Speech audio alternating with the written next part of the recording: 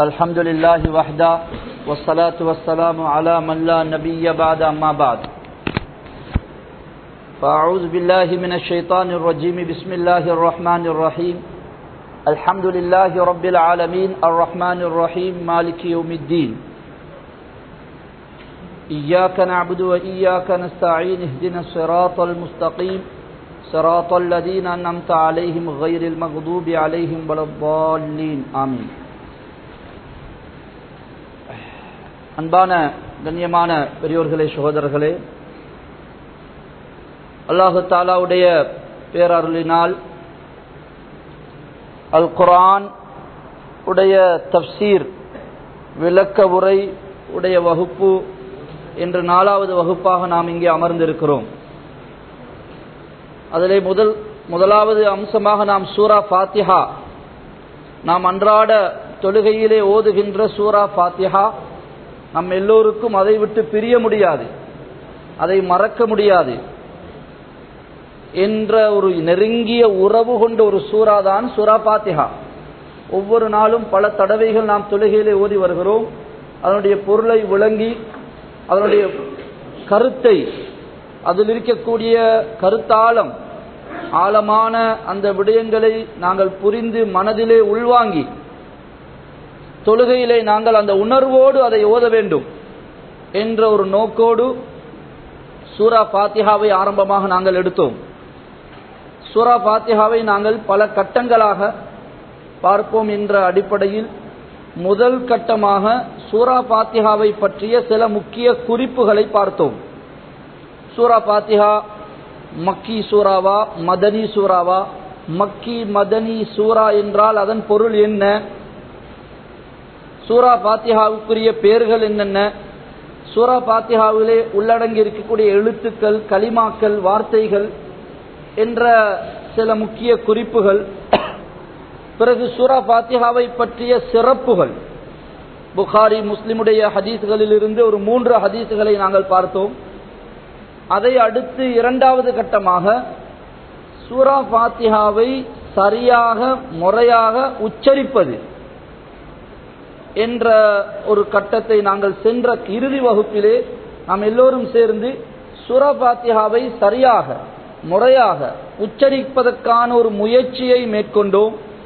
எங்கெங்கே தவறுகள் நிகழ நடக்க வாய்ப்பு இருக்குகிறது, பொதுவாக இந்த வசனங்களில் தவறு நடக்குகின்றது என்பனவற்றை நாங்கள் சென்ற வகுப்பிலே சுருக்கமாக அவதானித்தோம். அதை அடுத்து 3வது கட்டமாக இன்று நாம் சூரா ஃபாத்திஹாவுடைய பொருளையும் அதனுடைய சுருக்கமான விளக்கமும், விரிவான விளக்கத்துக்கு போவதற்கு முன்பாக அதனுடைய பொருளும் சுருக்கமான விளக்கமும். இதை நீங்க சென்ற வகுப்பிலையும் நான் சொன்னேன், பயான் கேட்பது போன்று வெறுமனே ஏதோ சொல்லுகிறார்கள் கேட்கிறோம் என்ற ஒரு உணர்வோடு கேட்டுவிட்டு போக வேண்டாம். சொல்லுகின்ற விடயங்களை கிரகித்து அதை உள்வாங்கி அன்றாட எங்களுடைய தொழுகையில் அதனுடைய பொருளை, விளக்கத்தை மனதிலே சிந்தனையிலே கொண்டு வந்து அந்த சூரா ஃபாத்திஹாவை நாங்கள் ஓத வேண்டும் என்பது எங்களுடைய நோக்கமாக இருக்க வேண்டும். அதன் மூலம் அல்லாஹ்வுடைய நெருக்கத்தை நாங்கள் அடைய வேண்டும். சூரா ஃபாத்திஹா உண்மையிலே மிக முழு குர்ஆனுடைய சாராம்சமும் சுருக்கமும் சூரா ஃபாத்திஹா. சூரா ஃபாத்திஹாவுடைய விளக்கம்தான் முழு குர்ஆனும் என்று சொன்னாலும் அது மிகையாகாது. அவ்வளவு ஒரு கருத்தாளமுடைய ஒரு சூரா. எனவேதான் ஒவ்வொரு தொழுகையிலையும் லா ஸலாத லிமன் லம் யக்ரா பிஃபாத்திஹத்தில் கிதாப், அல்ஹம்து சூராவை ஓதாதவருடைய தொழுகையே இல்லை என்று ரசூலுல்லாஹி ஸல்லல்லாஹு அலைஹி வஸல்லம் சொல்லும் அளவுக்கு அதனுடைய முக்கியத்துவம் இருக்கிறது. 29 ஜுஸ்வை ஓதுகிறார் ஒரு தொழுகையிலே, சூரா ஃபாத்திஹாவை ஓதவில்லை, அவருடைய தொழுகை கூடுமா? 29 ஜுஸ் ஓதிருக்கிறார். சூரா ஃபாத்திஹாவை தவிர 30 ஜுஸும் ஓதிருக்கிறார், ஆனால் அவருடைய தொழுகை கூடாது. அந்த அளவுக்கு இந்த சூரா ஃபாத்திஹாவில் என்ன இருக்குது என்பதை நாங்கள் புரிய விளங்க கடமைப்பட்டிருக்கிறோம். இந்த சூரா ஃபாத்திஹா அல்லாஹ்வோட நெருங்கின உறவை, ஒரு சம்பந்தத்தை உண்டாக்கக்கூடிய ஒரு ஆழமான ஒரு சூரா. இதனுடைய பொருளையும் சுருக்கமான விளக்கத்தையும் நாம் இன்று பார்ப்போம். பிஸ்மிலுக்கு பிறகு அல் ஹம்து. அல் ஹம்து, ஹம்துண்டா அரபில் எதுக்கு சொல்றது? ஹம்துண்டா புகழ். அல்லாஹ்வை புகழ்றோம். அப்ப ஹம்துண்டா புகழ், அல்ஹம்துண்டா அனைத்து புகழ்களும். ஹம்துண்டா பொதுவாக புகழ், அல்ஹம்து அதுல அலிஃபும் லாமும் வந்துட்டா அனைத்து புகழ்களும் என்ற அர்த்தத்தை கொடுக்கும். லில்லாஹி அல்லாஹ், அல்லாஹ் என்று சொன்னால் பொதுவான அல்லாஹ்வுடைய பேர், அதுல லாம் வந்திருக்குது. லில்லாஹி அல்லாஹ்வுக்கே, அல்லாஹு தஆலாவுக்கே உரியது. அனைத்து புகழ்களும் அல்லாஹு தஆலாவுக்கே உரியது. நாம தஜ்வீதுடைய அடிப்படையில் ஒரு சட்டத்தை பார்த்தோம். அல்லாஹ் என்ற வார்த்தை எப்படி மொழியணும்? மொத்தமாக மொழிய வேண்டும், வாய் நிரம்ப. அல்லாஹு அக்பர், அல்லாஹு தஆலா என்றுதான் சொல்ல வேண்டும். அல்லாஹ் அல்லாஹ் என்று சும்மா நாம அல்லாஹ் அல்லாஹ் சொல்றான், அல்லாஹ் அப்படி அல்ல. அல்லாஹு தஆலா என்று வாய் நிரம்ப சொல்லணும், மொத்தமா சொல்லணும் அல்லாஹ் என்று. அல்லாஹு அக்பர். ஆனா அந்த அல்லாஹ் என்ற வார்த்தைக்கு முன்னால ஜேர் அல்லது கஸ்ரா வந்துருச்சுண்டா அதை மெல்லினமா மொழியணும். இந்த இடத்துல பாருங்க, லில்லாவுல அல்லாஹுக்கு முன்னால லாம் வந்திருக்குது, லாமுக்கு கஸ்ரு கொடுக்கிறோம். அப்ப லில்லா, அல்ஹம்துலில்லா, அப்ப மெல்லினமாகும். அல்லாஹ் என்ற மொத்தமான அந்த சொல்லப்பட வேண்டிய வார்த்தை அதுக்கு முன்னால கஸ்ரா அல்லது கசரு அல்லது ஜேரு என்று சொல்லக்கூடிய அந்த குறி எழுத்து அடையாளம் வரும் சொன்னா அதை மெல்லினமா முடியணும். இப்ப பிஸ்மில்லா, பிஸ்மில்லாவுல என்னதான் அல்லாஹ்வுக்கு முன்னால மீம்ல கசரு வந்திருக்குது, பிஸ்மில்லா. அதே போலதான் இங்கேயும் லில்லா. அப்ப அனைத்து புகழும் அல்லாஹ்வுக்கே உரியது. இந்த சட்டத்தை நீங்க குர்ஆன்ல எங்க ஓதினாலும் இதுதான் சட்டம், ஞாபகம் வச்சுக்கொள்ளுங்க. அல்லாஹ் என்று வரும்போது அல்லாஹ் என்ற வார்த்தைய மொத்தமாக சொல்லணும். அதுக்கு முன்னால அல்லாஹ் என்ற வார்த்தைக்கு முன்னால கஸ்ரா அல்லது கசரு அல்லது ஜேர் என்று சொல்லக்கூடிய அந்த குறி வரும் என்று சொன்னால் அதை மெல்லினமா சொல்லணும். அல்லாஹ்வுக்கே, லில்லாஹி என்று வந்தா என்ன அர்த்தம்? அல்லாஹ்வுக்கே சொந்தமானது, உரியது என்று அர்த்தம். ரப்பு அனைத்தையும் படைத்து பரிபாலிக்க கூடியவன், அனைத்தையும் படைத்து பாதுகாக்குகின்ற பரிபாலிக்குகின்ற என்ற வார்த்தை என்ற பொருளுடையது ரப்பு. ரப்பில் ஆலமீன், ஆலமீன் ஆலம் என்ற ஒருமையுடைய பன்மதான் ஆலமீன். ஆலம்டா அகிலம், உலகம். அதனுடைய பன்மதான் ஆலமூன், ஆலமீன் சொல்றது. என்ன அர்த்தமாகும்? உலகங்கள், அகிலங்கள் அனைத்தினுடைய ரப்பாகிய அல்லாஹு தஆலாவுக்கே எல்லா புகழும். அடுத்த ஆயத் அர் ரஹ்மான் அர் ரஹீம், அளவற்ற அருளாளன், மிக கிருபையுடையோன். ரஹ்மான் ரஹீம் ரெண்டுமே இரக்கம், பாசம், கிருபை, அருளுடையவன் என்ற அர்த்தத்தை தான் கொடுக்கும். அதுக்கு அடுத்த வசனம் மாலிகி, அதிபதி, சொந்தக்காரன் என்ற அர்த்தம் இருக்குது. மாலிக் இந்த சொந்தக்காரன். யௌமித்தீன், நியாய தீர்ப்பு நாளின் அதிபதி. இந்த மூணு ஆயத்தை நாங்க எப்படி மொழிபெயர்க்கோம்னா பின்னுக்கு இருந்து போகணும். அதாவது நியாய தீர்ப்பு நாளின் அதிபதியான, மிக கிருபையுடையவனாகிய, அளவற்ற அருளாளனாகிய, அகிலங்கள் அனைத்துக்கும் சொந்தக்காரனாகிய அல்லாஹு தஆலாவுக்கே எல்லா புகழும். இப்படிப்பட்ட தன்மைகளை உடைய மாலிகி யௌமித்தீன், நியாய தீர்ப்பு நாளின் சொந்தக்காரனாகிய, ரஹ்மான் ரஹீம் அளவற்ற அருளாளனாகிய, கிருபையாளனாகிய, ரப்பில் ஆலமீன் அகிலங்கள் உலகங்கள் அனைத்துக்கும் சொந்தக்காரனாகிய அல்லாஹ்வுக்கே அல்ஹம்து எல்லா புகழும். இந்த மூணு ஆயத்துக்கு நீங்க ஒரே அடியாக தான் பின்னுக்கு இருந்து மொத்தமா அர்த்தம் வச்சீங்கன்னா அது இலகுவாக ஆகும். இந்த மூணு ஆயத்தும் ஒரே தொடர்ல உள்ளது. நாங்க சுருக்கமான விளக்கத்தை பார்க்கும்போது இதனுடைய அர்த்தம் உங்களுக்கு இன்னும் இலகுவாக மனசுல பதிய வச்சு கொள்ளலாம், புரிய வரும்.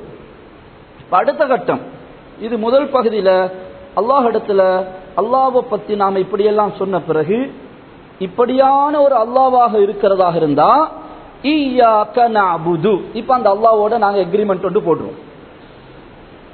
உன்னையே நாங்கள் வணங்குகிறோம்.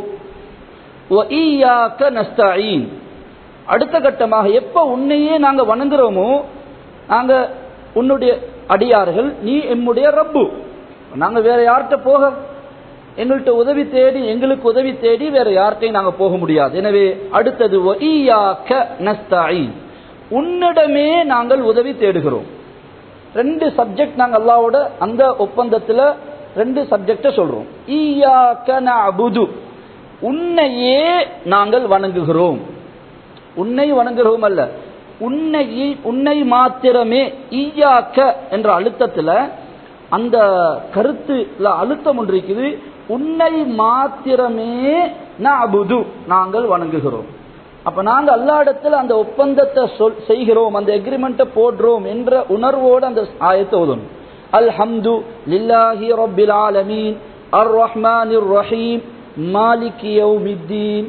இந்த 3 ஆயத்துகளும் அல்லாஹ் தஆலாவுடைய பண்புகளை பத்தி சொல்றோம். அவன் ரஹ்மான், அவன் ரஹீம், அவன் மாலிகி யௌமித்தீன், அவனுக்கு எல்லா புகழும் இருக்குது.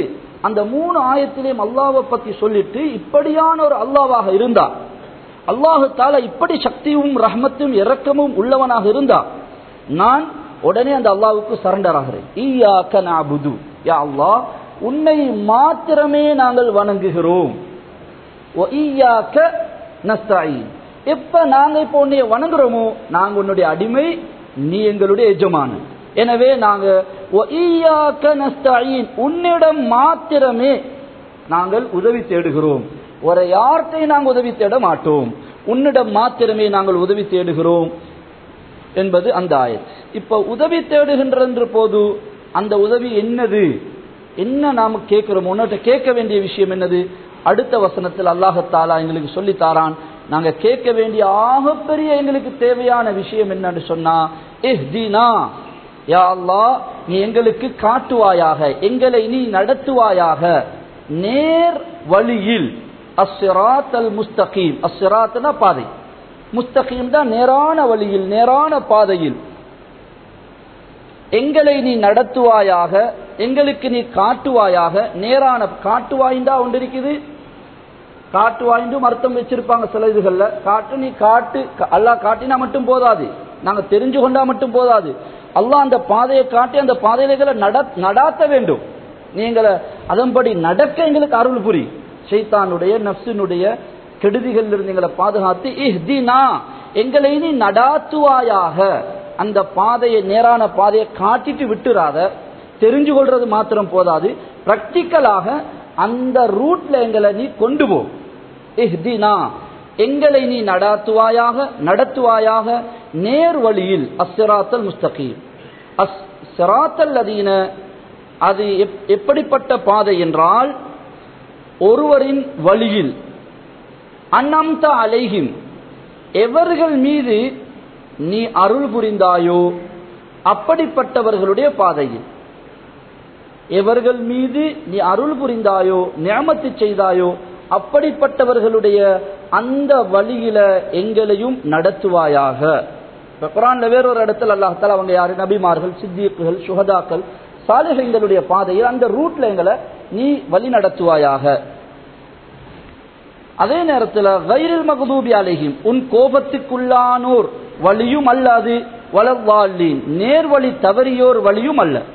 உன்னுடைய கோபத்துக்குள்ளானவர்களுடைய வழியும் அல்லாத, வழி தவறியவர்களுடைய ரூட்டும் இல்லாத, உன்னுடைய உபகாரம் பெற்ற, நீ உபகாரம் செய்தவர்களாகிய நல்லவர்களுடைய பாதையில், அந்த வழியில் எங்களை வழி நடத்துவாயாக என்று இதனுடைய சூறாவுடைய பொருள். இதனுடைய வார்த்தைக்கு வார்த்தை நாங்க இப்படி அர்த்தம் வைக்கலாம்.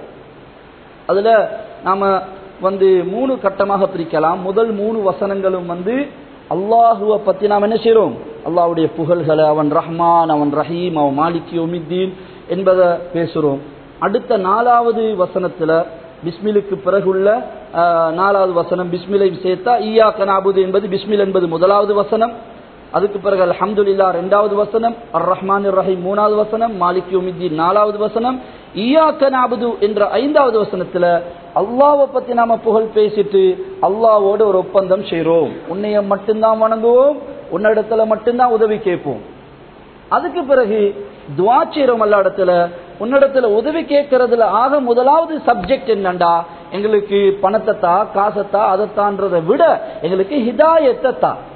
ஹிதாயத் இருந்தா ஏழ்மையா இருந்தாலும் ஏழ்மையாக இருந்து நான் சொர்க்கம் போயிருவேன், வசதி இருந்தாலும் நான் சொர்க்கம் போவேன்.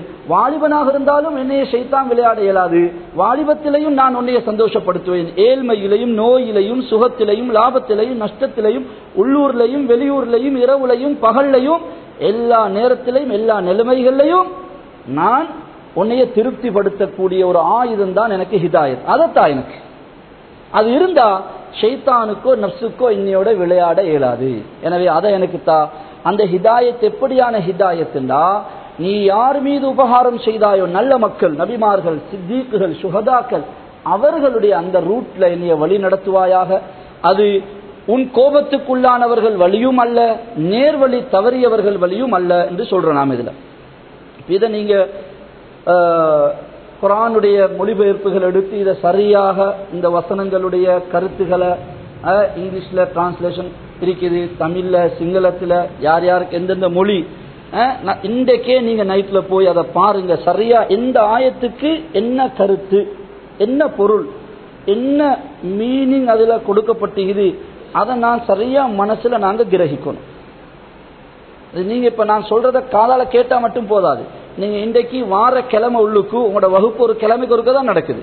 இந்த ஒரு கிழமையில இன்ஷா அல்லாஹ் நீங்க அல்ஹம்து சூராவுக்கு குர்ஆனை பார்த்து அழகா, இதுக்கு டிரான்ஸ்லேஷன் இல்லாம வெறும் குர்ஆனை வச்சு அல்ஹம்துலில்லாஹி ரப்பில் ஆலமீன் அர் ரஹ்மானிர் ரஹீம் மாலிக் யௌமித்தீன் நீங்க அர்த்தம் சொல்லக்கூடிய அளவுக்கு இதை கிரகிக்கணும்.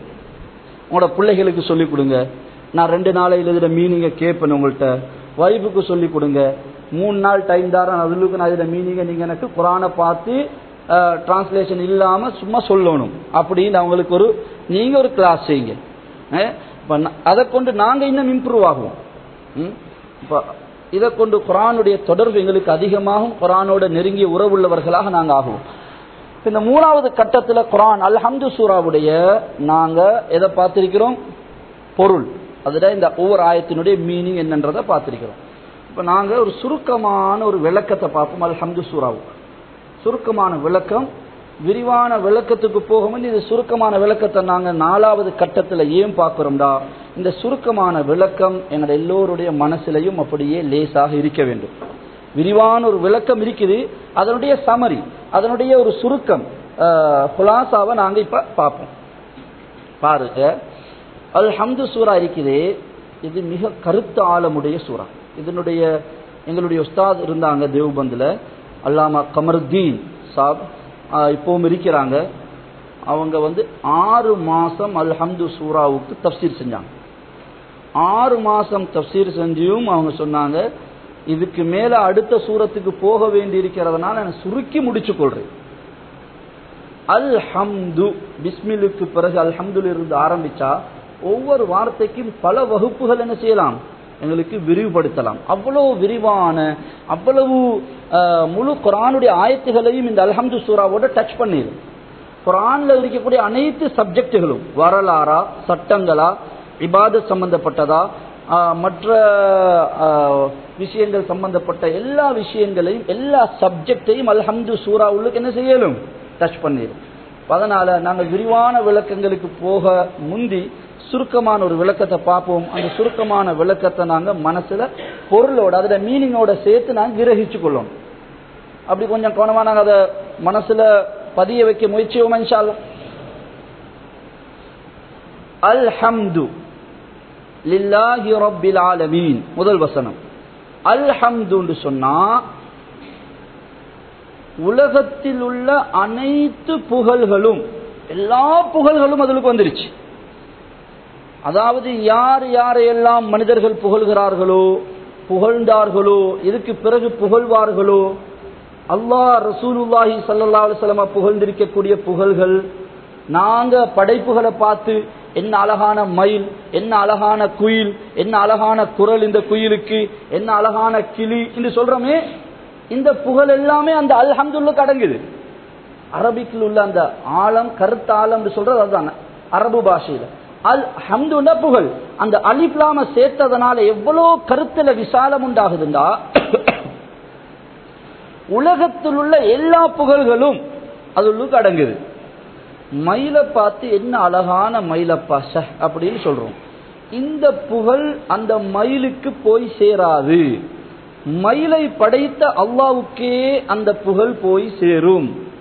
மயில் தானாக தன்னை படைச்சு கொள்ளவும் இல்லை, தானாக தனக்கு டிசைன் பண்ணி கொள்ளவும் இல்லை, தானாக தன்னுடைய ரெக்கைகளை கலர் பண்ணி கொள்ளவும் இல்லை. அந்த டிசைன் அந்த கலரை கொடுத்து இந்த தோற்றத்தில் இந்த வடிவத்தில் அதை படைச்சோத்தன் இருக்கிறான். எனவே நீங்க மயிலை பார்த்து என்ன அழகான மயில்னு சொன்னாலும் அந்த வார்த்தையும் இந்த அல்ஹம்துலில்லாஹ்க்கு அடங்குது. அந்த புகழும் யாருக்கு தான் சொந்தம்? உங்களுக்கு சொந்தமும் அல்ல, மயிலுக்கு சொந்தமும் அல்ல, மயிலை வளர்க்கிற மனிதனுக்கு சொந்தமும் அல்ல, யாருக்கும் சொந்தம் அல்ல. அல்ஹம்து இந்த எல்லா புகழ்களும் லில்லாஹி அல்லாஹ்வுக்கே சொந்தமானது என்றது அடங்குகிறது. ரப்பில் ஆலமீன், ஏன் எல்லா புகழும் அல்லாஹ்வுக்கு சொந்தம்?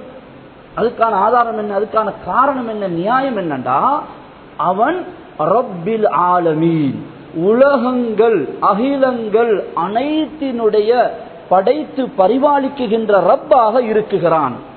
அவன் கண்ட்ரோல்ல தான் எல்லாமே இருக்குது. அவன் தான் படைச்சான், அவன் தான் வளர்க்கிறான். அதற்குரிய ஒவ்வொரு இலைக்கும், ஒவ்வொரு பூவுக்கும், ஒவ்வொரு பழத்துக்கும், ஒவ்வொரு காய்கறிக்கும் அதனுடைய சைஸ் என்ன, அதனுடைய டிசைன் என்ன, அதனுடைய ஷேப் என்ன, அதனுடைய டேஸ்ட் என்ன, அதனுடைய கலர் என்ன, இதை யார் தீர்மானிச்சது? யார் தீர்மானிச்சது? அல்லாஹ். எனவே ரப்பில் ஆலமீன். அப்ப அல்ஹம்துலில்லாஹ் நாங்க சொல்றோம் எல்லா புகழ்களும். நீங்க ஒரு மாங்காவை தின்னுட்டு என்ன டேஸ்டா இருக்குது, ஒரு ஆப்பிள் ஒரு கிரேப்ஸை தின்னுட்டு என்ன ருசியா இருக்குதுன்னு நீங்க சொன்னாலும் அந்த அந்த புகழ் அந்த கிரேப்ஸுக்கோ ஆப்பிளுக்கோ போய் சேராது. அந்த டேஸ்ட கொடுத்து அந்த கிரேப்ஸ் அந்த ஆப்பிளை படைச்ச ஒருத்தன் இருக்கிறான் இல்லையா, அவனுக்கு தான் அது சொந்தமாகும். நாம் ஒரு டிஜிட்டல் ரெக்கார்டர் எடுத்தா இதை பார்த்தோன்னு சொல்றோம், என்னது ஜப்பான்காரண்ட மூளை தான் மூளைப்பா, பாரு இந்த சின்ன இதுக்கு என்னென்னலாம் வச்சிருக்கிறான்னு சொல்றோம். சைனாக்காரண்ட மூளை தான் மூளைன்னு சும்மா ஒரு சாமானை பார்த்துட்டு சொல்றோம். நாம சாமானை பார்த்துட்டு சாமான புகழ்றது அல்ல, அதை செஞ்ச ஒத்தனை தான் புகழ்றோம். உடனே எங்கட சிந்தனை எங்க போகுது? அங்கதான் போகுது. உடனே இவர் ஜப்பானுக்கு போகவும் இல்லை, சைனாக்காரண்ட மூளையை பார்க்கவும் இல்லை, சைனாவுக்கு போகவும் இல்லை, ஒன்றும் இல்லை. இந்த சாமானை பார்த்தோன்னு உடனே அவரோட சிந்தனை அங்க போகுது. அப்ப ஏன் இந்த வானத்தை, பூமியை, சூரியனை, சந்திரனை, கோள்களை, நட்சத்திரங்களை, இந்த பூக்களை, அல்லாஹ்வுடைய படைப்புகளை, இந்த மயில, பறவைகளை, மீனினங்களை, சுபஹானல்லாஹ், இதுகளை பார்த்தோன்னு ஏன் அல்லாஹ்வின் பக்கம் எங்களோட சிந்தனை போகுதில்லை? ஈமான் அவ்வளவு பலகீனமா இருக்குது. அப்ப அல்ஹம்துலில்லாஹ் எல்லா புகழ்களும் லில்லாஹ் அல்லாஹ்வுக்கே சொந்தமானது. ஏன்? ரப்பில் ஆலமீன். காரணம், அதுக்கான காரணம் அவன் உலகங்கள் அகிலங்கள் அனைத்தினுடைய ரப்பாக இருக்கிறான் என்ற காரணத்தினால அவனுக்கு தான் எல்லா புகழும் என்று சொல்றோம். சுருக்கமான விளக்கம் ரப்புண்டா ஆலமீன்டா, விரிவான விளக்கங்கள் நாங்கள் அடுத்த கட்டத்தில் பார்ப்போம் சுருக்கமா. சரி, அதே நேரத்தில் அல்லாஹ் இவ்வளவு பவர் உள்ளவனா? ஆலம்கள் அகிலங்கள் என்னன்றது அதை நாம அடுத்த கட்டத்தில் பார்ப்போம். சில உலகங்கள் அகிலங்கள் அனைத்துடைய ரப்பு. எத்தனை கேலக்சிஸ் இருக்குதோ இந்த யூனிவர்ஸ்ல, ஒவ்வொரு கேலக்சியும் ஒரு ஆலம் என்பது ஒரு புதிய நவீன கருத்து. உலகத்தில் உள்ள அத்தனை கேலக்சிஸுக்கும், அத்தனை உலகத்தில் உள்ள அத்தனை விதமான படைப்புகளுக்கும் அவன்தான் சொந்தக்காரன். அவ்வளோ பவரும் அவ்வளோ அதிகாரமும் இருந்தாலும் நீங்க பயந்துடாதீங்க. அவன்கிட்ட எப்படி நாங்க நெருங்குறது? அவனை அப்படி எவ்வளோ அவ்வளோ பவர் உள்ள ஒருவன், ஒரு எம்பி எங்களுக்கு போக இயலாது, ஒரு மினிஸ்டர் வீட்டுக்கு எங்களுக்கு போக இயலாது, அவருக்கு க்ளோஸ் ஆக இயலாது எங்களுக்கு. இவ்வளோ பவர் உள்ள அல்லாஹ்வாக இருந்தா அவன் எப்படி இருப்பான்? நான் எப்படி அவனை நெருங்குறதுன்னு பயப்படாதீங்க. அவன் யாரு? ரஹ்மான். அவன் ரஹீம், இரக்கமுள்ள, கருணையுள்ள, அன்புள்ள, பாசமுள்ள ரஹ்மானாக இருக்கிறான். அவன் ரப்புல் ஆலமீன் சொன்னதனால பயந்துடாதீங்க, அவனை விட்டு விரண்டு ஓடாதீங்க, தூரமாக வானாம். நீங்க அவன் ரொம்ப இரக்கமுள்ள, பாசமுள்ள, ரஹ்மத்துடையவன். ஒரு தாய்க்கு பிள்ளையோட இரக்கம் இருக்குதானே, இந்த இரக்கம் என்ன இரக்கம்டா? இந்த பாசம் பித்த பாசம். அந்த தாய் அந்த பிள்ளைய படைக்கல. ஒரு கண்ணை, ஒரு நகத்தை, ஒரு முடிய அந்த தாய்க்கு படைக்கலுமா? உருவாக்கலுமா? கிரியேட் பண்ணலுமா? ஏலாது. அப்ப அந்த பிள்ளைய பெத்த பாசம் வயிற்றுல சுமந்து கஷ்டப்பட்டு பெத்த பாசம் தான் அந்த தாய்க்கு அவ்வளவு இருக்குது. அல்லாஹ்வுக்கு அடியார்களோட உள்ள பாசம் பெத்த பாசம் அல்ல, படைச்ச பாசம். அவன் படைச்சிருக்கிறான். சுப்ஹானல்லாஹ். அவன் படைச்ச பாசம். எனவே அவன் இரக்கமுள்ளவன், ரஹ்மான் ரஹீம். இரக்கமுள்ளவன் சொல்லிட்டு அதை மிஸ்யூஸ் பண்ணவும் வேணாம். ஏண்டா அவன் மாலிகி யௌமித்தீன், நாளை கியாமத்துடைய நாள், தீர்ப்பு வழங்குகின்ற அந்த நாளுடைய அதிபதி. அந்த நாள்ல யாருடைய பேச்சும் யாருடைய சிபாரிசும் யாருடைய ஒன்றும் எடுபடாது. அவன் மாலிகி யௌமித்தீன், ரப்பில் ஆலமீன் என்பத காரணம் சொன்னோம். அல்ஹம்து, எல்லா புகழும் அல்லாஹ்வுக்கு. ஏண்டா அவன் ரப்புல் ஆலமீன். அப்ப எப்ப அவன் ரப்பு, அவனுக்கு தான் புகழ். அவன் தான் இந்த எல்லாத்துக்கும் சொந்தக்காரன், படைச்சவன், அதை டிசைன் பண்ணவன், அதை எல்லாமே அவன் தான். எனவே அவனுக்கு தான் புகழ், வேற யாருக்கும் அந்த புகழ் போக இயலாது. அப்படி இருக்கிறதுனால அவன் நீங்க பயந்துரவானாம், அவன் இரக்கம் உள்ளவன், ரஹ்மான் ரஹீம் அடுத்த ஆயத்துல சொல்றோம். அதே நேரத்தில் ரஹ்மான் ரஹீம் இரக்கம் உள்ளவன் சொல்லி அவன் என்ன செஞ்சாலும் அவன் மன்னிப்பான், என்ன செஞ்சாலும் அவன் மன்னிச்சிருவான் அப்படின்னு சொல்லி இதை மிஸ்யூஸ் பண்ணவும் வேண்டாம். அவன் மாலிகி யௌமித்தீன், நாளை கியாமத்துடைய நாளையில் விசாரணை நடத்த போகிறான். அந்த விசாரணை நாள், தீர்ப்பு வழங்குகின்ற அந்த நாள், அந்த நாளையின் சொந்தக்காரன். மாலிகி மலிகி, அரசன், சொந்தக்காரன், ரெண்டு அர்த்தமும் இருக்குது. சரி, இப்ப அல்லாஹு தாலாவை பத்தி நாம இதுவரையும் எப்படி பேசினோம்டா, அல்லாஹ்வை எங்கேயோ இருக்கிற ஒரு படற்கைன்னு சொல்லுவாங்க தமிழ். அதாவது அரபுல காயிப்னு சொல்லுவாங்க. தூரமாக இருக்கிற ஒரு அல்லாஹ்வை பத்தி நாம அவனுக்கு எல்லா புகழும் இருக்குது. அந்த அல்லாஹ் ரப்புல் ஆலமீன், அவன் ரஹ்மான், அவன் ரஹீம், மாலிகி யௌமித்தீன். அல்லாஹ்வை பத்தி எங்கேயோ தூரமாக இருக்கிற ஒரு அல்லாஹ்வை பத்தி வர்ணனைகள், தன்மைகளை சொல்லிட்டு, இப்படியான ஒரு அல்லாஹ் இருப்பான்னு சொன்னா, அல்லாஹ் இப்படியான ஒருவனாக இருக்கிறான் என்றிருந்தால் உடனே அல்லாஹ்வோட முன்னால நின்று நேரடியாக ஒரு எக்ரிமெண்ட் ஒன்றுக்கு நாங்க முன்வாரோம். ஈயாக்க, படற்கையாக தூரமாக வச்சு பேசின அல்லாஹ்வை, தூரமாக இருக்கிற ஒரு அல்லாஹ்வோட பத்தி பேசிட்டு, அப்படின்டா நான் அந்த அல்லாஹ்வோட உடனே நான் ஒப்பந்தத்துக்கு வாரேன். நான் இந்த உலகத்துல வேற யாருக்கும் அடிமையாக நான் ரெடி இல்லை.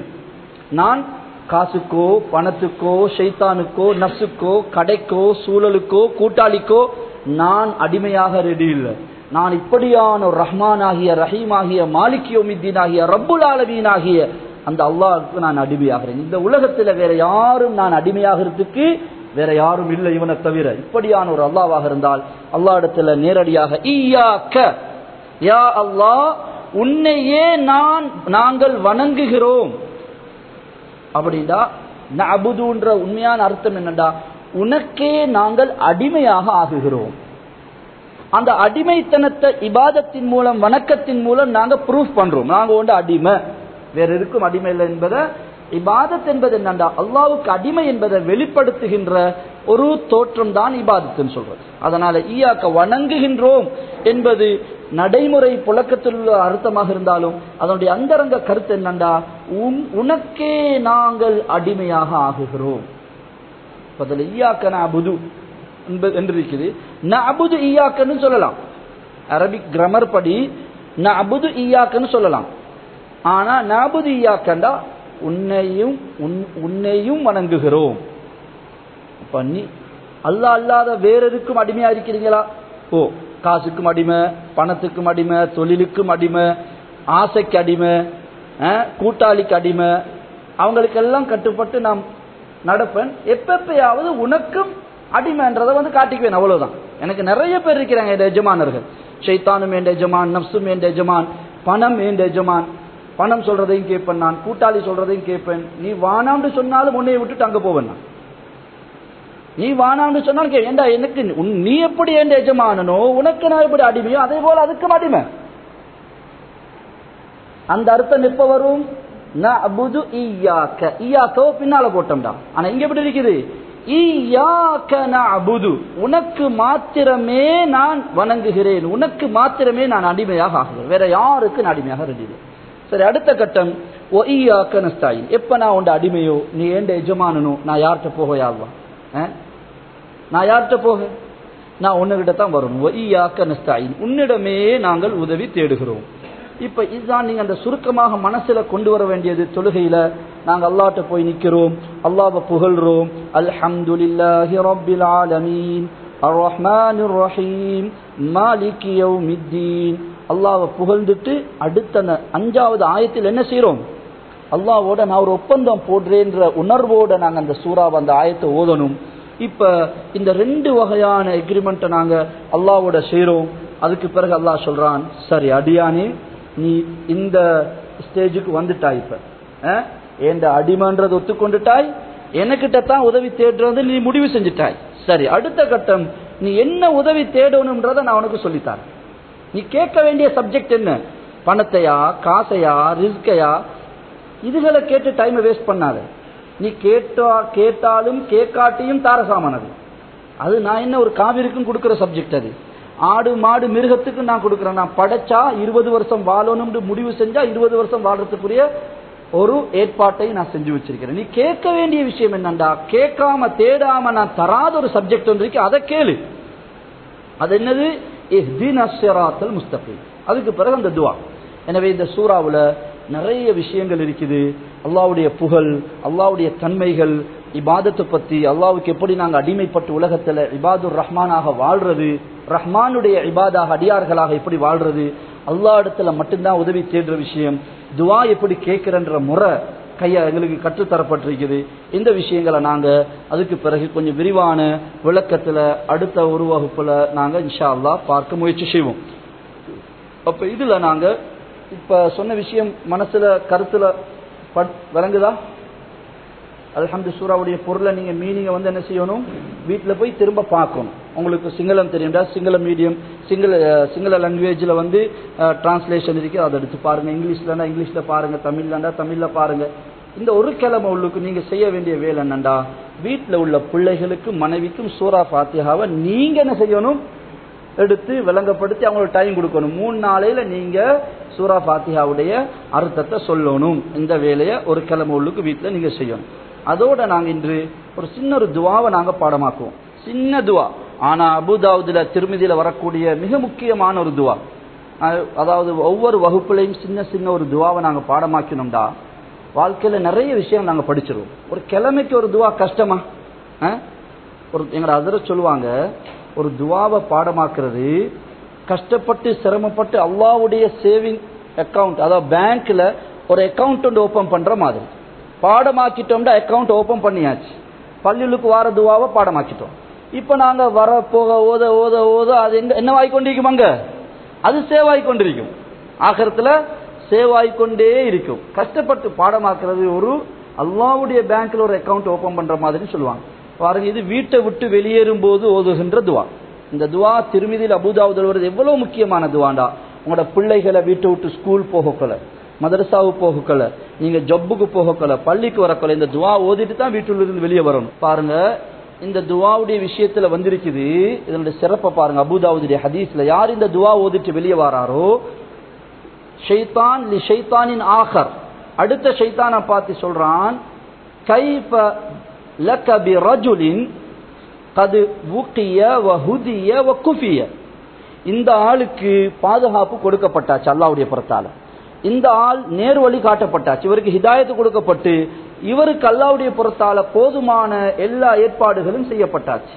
இந்த ஆளை பத்தி நீ என்ன நினைக்கிறாய், இவரோட உனக்கு விளையாட இயலுமா, இவரை ஏதாவது செய்ய இயலுமா என்று கேட்டுக்கொண்டு அவன் சொல்றான், இந்த ஆளை ஒன்றும் எனக்கு செய்ய இயலாது. ஷைத்தான் அவரை விட்டு ஒதுங்கிடுறான். இவரை பாவம் செய்ய வைக்கவோ, இவரை கொண்டு போய் சண்டை பிடிக்க வைக்கவோ, இவரை கொண்டு போய் பாரு கொண்டு போகவோ ஒன்றும் செய்யலாது. என்ற இவர் இந்த துவா ஓதித்தார், அல்லாஹ்வுடைய புறத்திலிருந்து பாதுகாப்பு கிடைக்குது. என்ன துவா பாருங்க, லேசான எல்லாருக்கும் பாடமுள்ள வார்த்தை தான் இருக்குது. பிஸ்மில்லாஹி சொல்லுங்க, தவக்கல்து அலல்லாஹி, பிஸ்மில்லாஹி தவக்கல்து அலல்லாஹி, பிஸ்மில்லாஹி தவக்கல்து அலல்லாஹி, பிஸ்மில்லாஹி தவக்கல்து அலல்லாஹி, லா ஹவுல வலா குவத இல்லா பில்லாஹ். இந்த எல்லா வார்த்தையும் உங்களுக்கு பாடம் தெரிஞ்ச வார்த்தைகள், புதுசா ஒன்றும் இல்லை. பிஸ்மில்லாஹி தவக்கல்து அலல்லாஹி லா ஹவுல வலா குவத இல்லா பில்லாஹ். இது ஓதுறது கஷ்டமா? அப்ப நாம டெய்லி வீட்டில இருந்து வெளியேறக்குள்ள இந்த துவா ஓதிட்டு வரணும். பிள்ளைகள் இந்த துவா ஓதிட்டு போங்கன்னு சொல்லணும். அவங்க ஸ்கூலுக்கு போனாலும் சரி, மதரசாவுக்கு வந்தாலும் சரி, இதை நாங்க அமுல்படுத்துவோம் இன்ஷா அல்லாஹ். அப்ப அடுத்த வாரம் இன்ஷா அல்லாஹ் அடுத்த வகுப்பு திங்கட்கிழமை நடக்கும். சூரா ஃபாத்திஹாவை கொஞ்சம் விரிவாக நாங்க பார்த்துட்டு அடுத்த வகுப்போட சூரா ஃபாத்திஹா முடிச்சுட்டு அதுக்கு அடுத்த சூரா லுஹா 20 சூறாக்கள் பின்னால சின்ன சூறாக்களை தொழுகையில் நம்ம அன்றாடம் ஓதப்படுகின்ற சூறாக்களை ஹஜரத் இன்ஷா அல்லாஹ் எங்களோட ரியாஸ் முஃப்தி ஹஜரத் அவங்க சூரத்துல் துஹா செய்வாங்க. அதுக்கு பிறகு அலம் நஷர் சூரா இருக்குது, அதை இன்ஷா அல்லாஹ் அப்துல் காலிக் ஹஜரத் செய்வாங்க. இப்போ மாறி மாறி இது இப்னு உமர் மதரசா சார்பாக நடத்தப்படுற தஃப்சீர், அதனால உஸ்தாத்மார் நாங்கள் மாறி மாறி மஷூரா பண்ணி உங்களுக்கு ஒவ்வொரு சூறாக்களை நடத்துவோம் இன்ஷா அல்லாஹ். ஹைர், நல்ல விஷயம். சுப்ஹானக்கல்லாஹும்ம பிஹம்திக அஷ்ஹது அல்லா